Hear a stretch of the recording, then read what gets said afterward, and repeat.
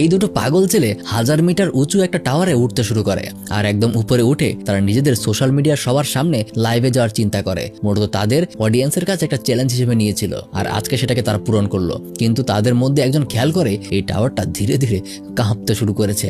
আবহাওয়া খারাপ হয়ে গেছে, খুব সম্ভবত বৃষ্টি হবে আর জোরে জোরে বিদ্যুৎ চমকাতে শুরু করেছে। এটা দেখে দুজন খুব ভয় পেয়ে যায়। দুজনেই সেখান থেকে নিচে নেমে যাওয়ার চিন্তা করে, কিন্তু তখনই একজন একটা সেফটি হারনেস বের করে তার বন্ধুকে লাগিয়ে দিয়ে নিচে ঝুলিয়ে দেয় আর সাথে সাথে সোশ্যাল মিডিয়াতে লাইভে চলে যায়। কারণ তারা এত কষ্ট করে এখানে আসলো, এমনি এমনি তো চলে যেতে পারে না। ঠিক তখনই তার অপর বন্ধু নিচ থেকে উপরে গিয়ে তার পা ধরে টান দেয়। সে মনে করে তার তো সেফটি হারনেস লাগানোই আছে, কিন্তু উপর থেকে পড়ে যাওয়ার সময় দুর্ঘটনাবশত তার সেফটি হারনেস খুলে যায় আর এইভাবেই এক সময় টাওয়ার থেকে সে ছিটকে পড়ে যায়। তবে তারা সেকেন্ডারি সেফটি হিসেবে একটা প্যারাশুট নিয়ে এসেছিল, যেটাকে সে খুলে ফেলে, কিন্তু প্যারাশুটটাও ভালো মতো কাজ করে না, যার কারণে ধীরে ধীরে একটা বিল্ডিং এর একদম টপ ফ্লোরের একটা আলিশান দরজার দিকে সে এগুতে শুরু করে। ঠিক তখনই সেই দরজাটা খুলে যায় আর ছেলেটার সাথে সাথেই ভেতরে ঢুকে পড়ে। ভেতরে গিয়ে সে দেখতে পায় ওখানে শহরের সব থেকে বড় বড় গ্যাংস্টারদের একটা দল তাদের মিটিং করছিল আর তাকে দেখে সাথে সাথেই গার্ডগুলো নিজের অস্ত্র বের করে তাকে ফায়ার করতে শুরু করে। ঠিক তখনই একটা অ্যালার্ম বেজে ওঠে আর সেখানকার লিডার তাদের প্রত্যেককে থামতে বলে, কারণ আজকে তার সাথে এক বিখ্যাত গ্যাং লিডারের দেখা করার কথা ছিল।